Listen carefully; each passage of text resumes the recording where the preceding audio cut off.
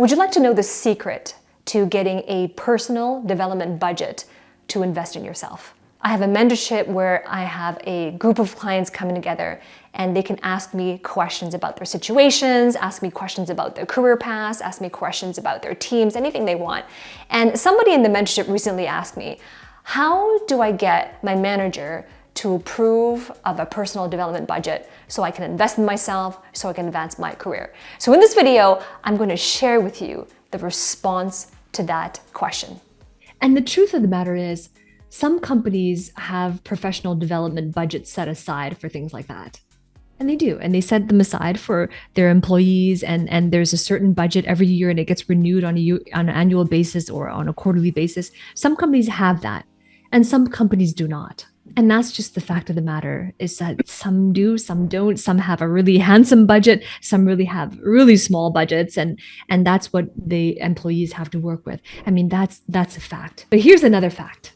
Here's another principle, is that an investment in yourself is one of the most valuable investments you can make. Because when you invest in yourself, your return on productivity, your return on time greatly increases. And this is the investment on you, and you trust yourself to be able to take that knowledge and really run with it. So even if you happen to work at a company that does not have a professional development budget set aside, or the budget that they have set aside for you is really small, the question now becomes, am I willing to invest in myself? Because if you're not willing to invest in yourself, how will someone be willing to invest in you? Does that make sense? So it really comes down to that.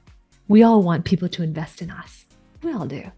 But if I'm not willing to invest in myself, in other words, I'm not going to put any money on me. I don't trust myself. I'm not going to invest in myself. How can I show up with the right mindset, with the right energy, with the right amount of professionalism to be able to persuade someone to invest in me if I've never invested in myself before, right? So then I appreciate that when you have a conversation with your higher ups and you are getting them to invest in you. And you're asking them, can I go to this conference or that conference? I appreciate that. There could be a budget set aside for that, or there could not. That's the realistic, right? There could be or could not. They could approve a budget or they may not, right? And that's the truth of it. But this is where the most empowering thing that you can do is to decide to invest in yourself and how you're going to invest in yourself and where you're going to invest in yourself. So you plan your learning curriculum. And you budget yourself. You budget for yourself on that. And so there's a training that I have in the membership site, again, under special trainings. And the title of that training is setting up keystone habits, right? Keystone habits. Towards the end of the keystone habits training, this is where I talk about budgeting financially, right? And managing wealth and finances. That's where I talk about how you can set it up so that you can invest in yourself. It is one of the most empowering things you can do, instead of waiting for your boss or your manager to have a budget available. That may or may not happen.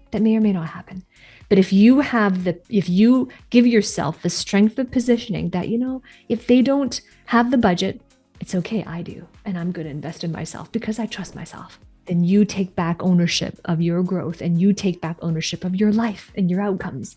And that is an empowering place to be. And if you think about it, when a business is founded, regardless if it's the business you work in right now or another business, that business got founded by its original founders.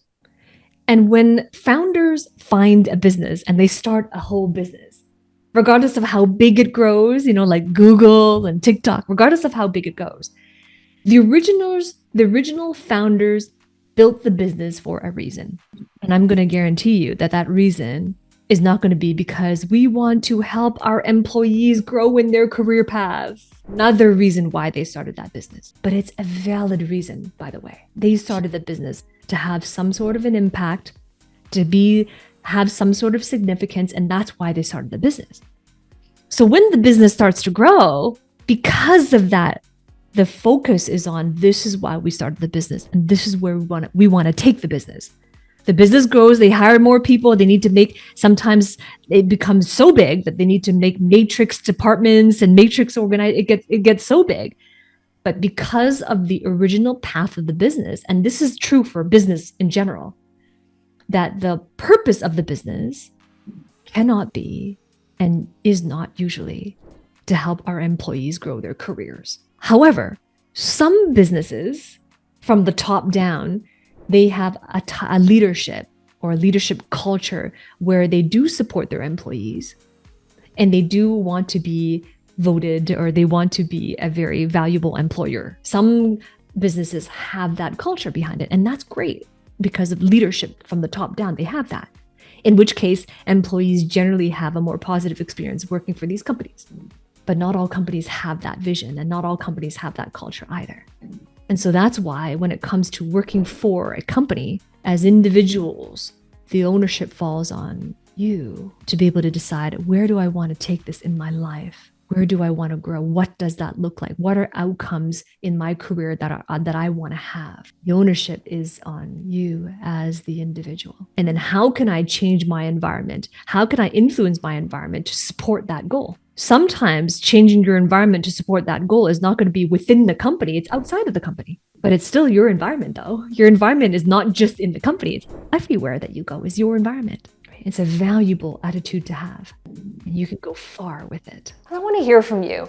Once you have heard that answer, and I hope that you are taking notes as well, I want to hear from you. What have you learned from that? What's your biggest takeaway from the response to getting a personal development budget in your company? What's your takeaway, and what are you going to do about it? So with that, if you're listening to this, I have another piece of content that will serve you to your next level, and it's how to pitch yourself successfully, even if you hate to sell yourself. That video is coming right up next. I'll see you there.